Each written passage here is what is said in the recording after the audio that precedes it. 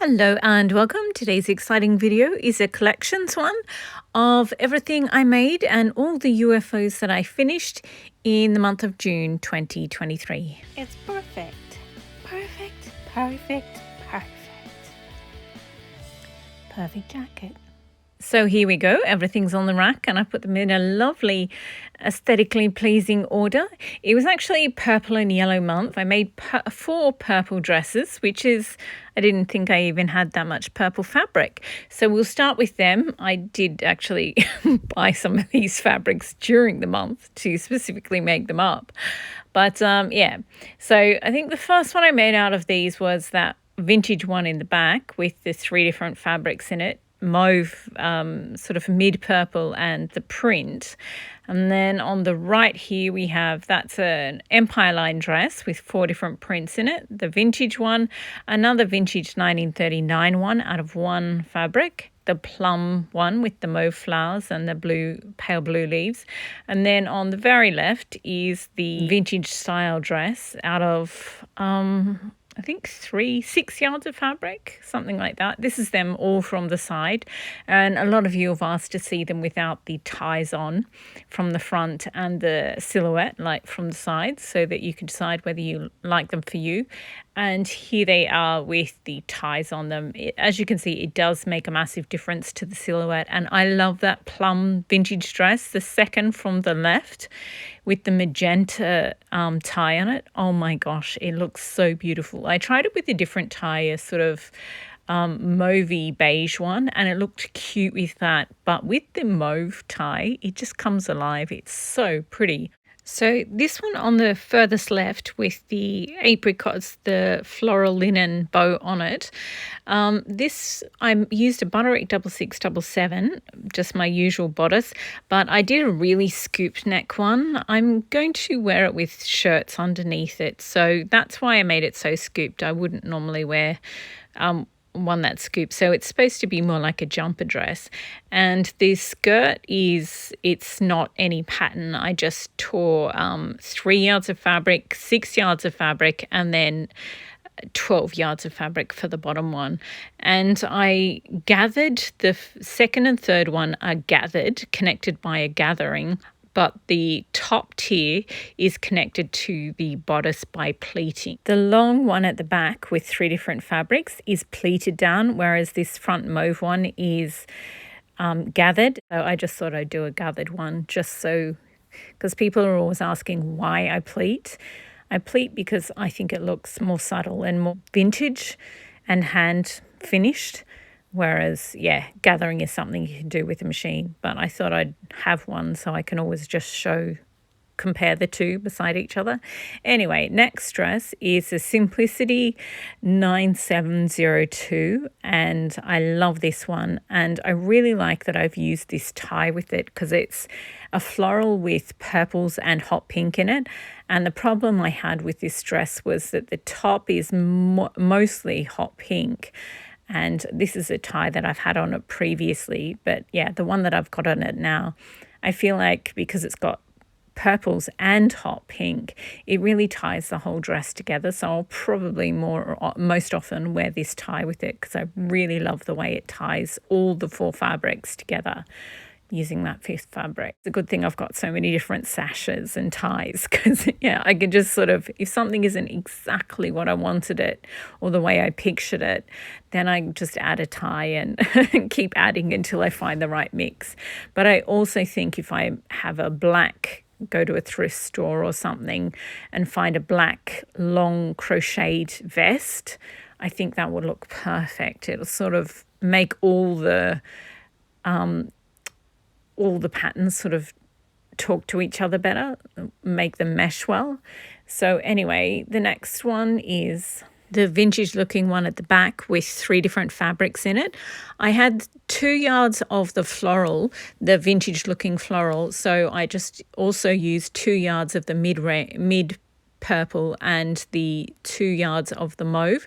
So there's 6 yards all up, and I ripped each of them into their quilting width, so they're narrower, and I ripped each of them into 8 strips And then I use 7 for the skirt. So 1 strip for the top tier, 2 strips for the middle tier, and 4 strips for the bottom tier, which left 1 strip of each for the top.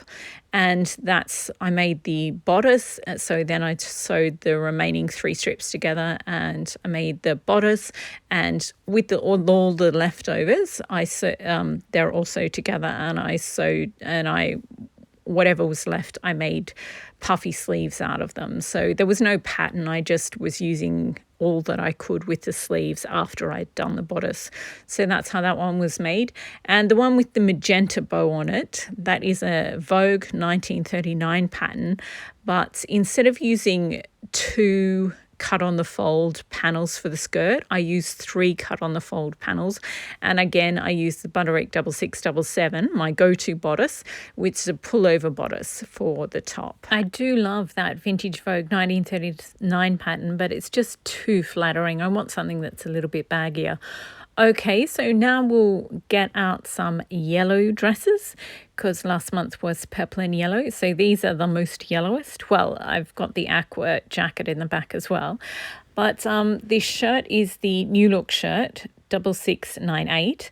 And I just made a hood that I was going to put on that yellow dress in the back, the one using 9 yards. So the biggest, fullest summer dress, maxi dress, with 3 different patterns, but I ended up forgetting to put it on. So yeah, I ended up using it on the blouse instead. This is another Simplicity 9702, that Empire line dress, and I just love it. The V at the front was really deep, so I sort of made it into a U and much less deep, but it's still really deep. So I think it's going to be great if you have a big chest and big shoulders, but I have small shoulders and not the biggest chest.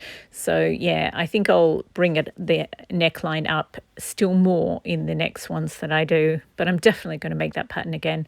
This dress is another vintage one.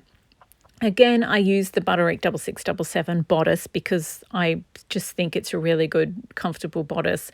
If I do decide in a few years that I want form-fitting bodices on all my vintage-looking dresses, all I have to do is take off this looser bodice and cut it down, pull it all apart at the seams, and then cut it into I've got a Vogue vintage bodice. It's from the 1960s and it has princess seams.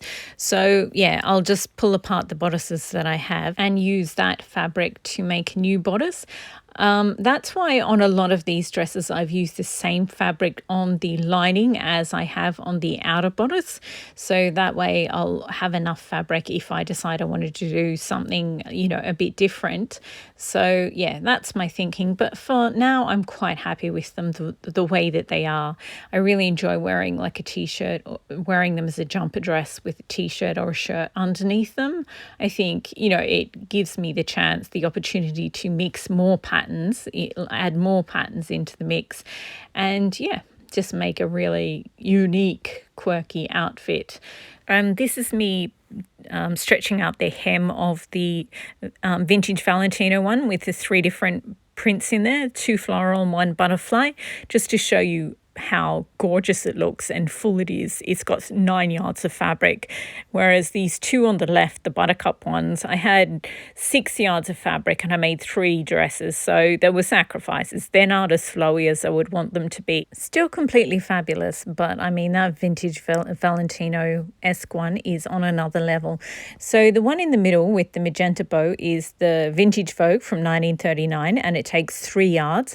So with this one here, I had 3 yards of each of these, and I was going to originally make 3 dresses, but I mean, they would have been beautiful and practical and I could have worn them every day, but this one is just so flowy and luscious. I do not regret that I used up all 9 yards making one dress, because it's fabulous. I know I'm going to wear it all year round. Like, I'll wear a hoodie over the top during winter when it's cold and it'll just look like a skirt. But yeah. Oh, and here I've put the mauve jumper dress over the the shirt that I made with the hoodie top. And I just think this is the most, and I've got a fluoro green ribbon as the tie, and it is just a delightful outfit. I would totally wear it that way. And this is one of those skirts where you just have to spin in because the skirt of the dress is just so fabulous and it spins beautifully. So yeah, I'm really happy with that outfit. And then at the back, let's not forget the tweed jacket. This is a Linton tweed from the UK, and it's got sort of sparkly, if you see it up close, it's got a sort of sparkly fabric in there as well that sort of looks a little bit silver. It's very, very fine. And I think with this one, I am going to beat it. I'm sort of tempted to do it like the wildflower one.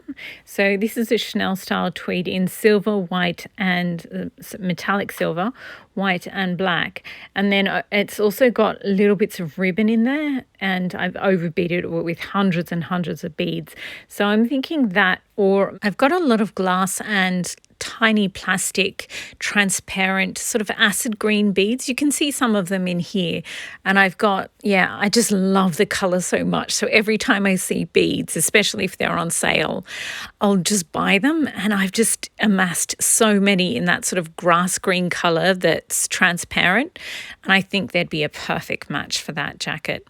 Anyway, I'm so glad it's done and ready to bead. Next we have reds and pinks. So I've got 2 tweed jackets, different pinks, and 2 red dresses. Again, I had 4 yards of this fabric, and I just think both dresses are absolutely gorgeous. So I had 4 yards, but it was double wide, so it was 8 yards. Basically, the buttercup ones, I only had 3 yards, and I made 3 dresses, squeezed 3 dresses out of it. And then this one, I had a little bit more fabric, and they're both, I mean, look at the skirts on these ones. When they're down, you can't really see it, but if you spin or you move, they're just so gorgeous. And just that extra yard of fabric in the skirt, oh, it just makes such a difference. I love it. It is such a big difference between a 1930s, 40s, you know, where they had to use the bare minimum, and a 50s dress where they sort of went to the other extreme and went, let's use all the fabric now that the Depression and the war are over. So, yeah, and I've had quite a few people ask me to compare the dresses. So these are the 3 Empire dresses. Simplicity 9702. The purple one was first with the 4 different layers in 4 different fabrics. Then I made the buttercup one. So the purple one is 4 yards because it's 4 different fabrics and it's maxi length. The buttercup one is about 3 yards and it's sort of midi length. And the red one is the same length as the buttercup one, but 4 yards. So it's much fuller, and I love that one. I was also able to do much puffier sleeves, but I don't think that's a good thing. I think the buttercup one has the best sleeves out of these 3. I think the Mama Bear one, or the purple one, is too long. The red one, the sleeves are way too puffy. It sort of makes you look a bit bulky. But the sleeves on the buttercup one are just right. And now I will show you the 3 that are the vintage style ones. So again, the bodice is just my standard go-to one, the Butterick 6677. And the red one doesn't look very impressive, but you open up the skirt, I've pinned it to the back of the other 2 dresses, and it is fabulous. So this one is, the red is, top tier is 2 yards, the middle is 4 yards, and the bottom is 8 yards. And then, as I said, the lilac is 3 yards, 6 yards, 12 yards. And this 2-tone one that I made out of the buttercup and that other fabric, I think the top tier is 1.5 yards, and then that Chinese fan fabric is the white one with the fans and the lanterns and the flowers. There was 2 yards long. So the top buttercup bit is 1.5, then it goes 2, 2, 2, 4, 4, and I think there's an 8 at the bottom. So I sort of got as much as I could out of that fabric. And yeah, I love them all. This is my favorite, I think. I love how the ladybug sash looks on this one. It is delightful. In the other videos, I put the 1950s petticoat under this one all the time, but I actually prefer it without it because it just, it's so swishy and gorgeous. I love it. Okay, moving on. We have 3 left. So I've got 2 more jackets, and this is the Bib and Braces vintage from the 1940s bodice that I made, the other dress. I used the last of the buttercup and the Asian print fabric with this, and 2 yards of another vintage print. And this is them all from the side without any sash on the dress. As soon as I made the Bib and Braces dress, I didn't really like it. Now that I finished that hooded shirt and I put that underneath it, I think it is delightful. I love it. I think it was just so different. It was a little bit jarring for me. And it's something sort of it's from the 1940s, but it's very 1970s. That look was, the overalls, bib and braces, top for a long maxi dress was very, very popular in the 1970s. And I just think it was a little bit jarring at first. But yeah, I like it. I think I might wear it with maybe a black shirt or a black long sleeve t-shirt, particularly in the cooler months, because one of the vintage fabrics in there is got little bud vases with little black flowers in there, sort of cartoon etching of a flower. The more I sort of play around with it and mix it with other fabrics, the more I like it. But at first when I made it, I was like, oh, I don't know if I like this. But anyway, moving on to the 2 jackets. This is the tweed one. It's a very old-fashioned tweed from Linton Tweeds in the UK. And I just love the colours: pink, lemon, apricot, gorgeous. So I have done some beading on the back, and I do have so many of these expensive glass pearls in apricot coloured, and I thought I would have enough to do the entire jacket, but I do not. I do have enough pink beads, so I either have to cut off those ones or have a special feature panel on the back of pearls. So I'm not sure. And the gold one, faux leather, I'm planning on, see how this one isn't beaded all over. It's got beaded trim. I talk about it more in my Commarine, my unfinished jackets. But yeah, I'm sort of thinking with this faux leather jacket that I'll make a beaded trim and then attach it, because working with leather is really difficult because it's tough, so it's quite hard to pierce with your needle, and because you have to put your needle through thousands of times, it's incredibly difficult to sew anything onto leather. So yeah, it's going to be challenging, but creatively challenging too. So I'm looking forward to that. So there you have it. That is everything I made in June, and all the UFOs that I finally finished. Some of those jackets, honestly, have been waiting to be finished for years.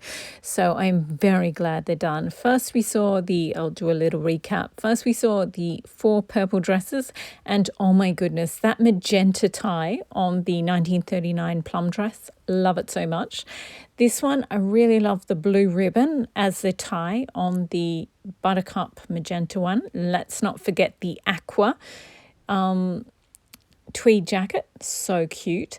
Then I lined up the empire dresses and showed you the differences. Then I lined up the vintage ones. Then we saw the red and pink jackets, which are absolutely gorgeous. I love them.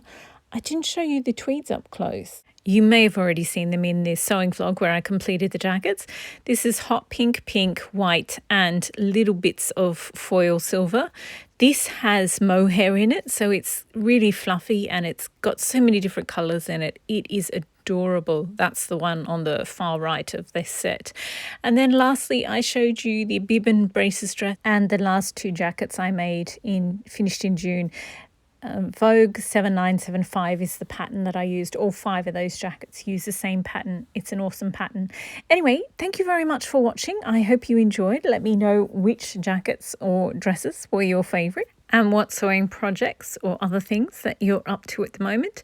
Anyway, thank you again for watching. And that's the handmade fringe on that apricot jacket. It took so long to make, so completely worth it. Thank you again for watching and liking and commenting. And yeah, happy sewing.